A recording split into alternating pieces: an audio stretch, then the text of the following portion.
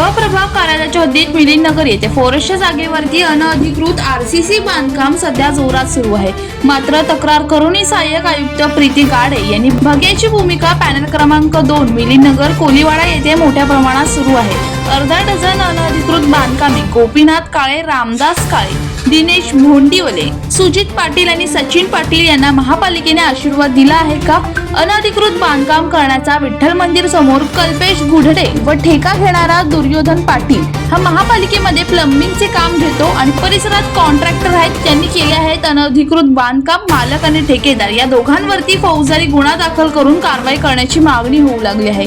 प्रभाग कार्यालयाचे सहाय्यक आयुक्त यांना याबद्दल विचारणा केली असता मी बघते असे सांगितले।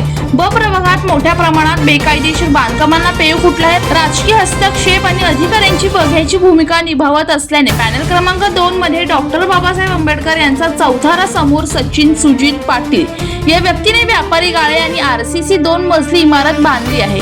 महापालिकेची कोणतीही परवानगी घेतली नसून अनधिकृत आरसीसी आणि व्यापारी गाळे बांधकाम केले आहेत। महापालिकेची कोणती परवानगी घेतली नसून बेकायदेशीर बांधकामे उभी केली जात आहेत। मिलिंद नगर प्रभाग क्रमांक 2 येथे अनधिकृत बांधकाम उभारण्याचे काम जोरात सुरू आहे। मुख्य रस्त्यावर बांधकाम करणारे काळे, भोंडीवले, पाटील महापालिकेचे जावई आहेत का? त्यामुळे त्यांच्या अनधिकृत बांधकामावर कारवाई होत नाही।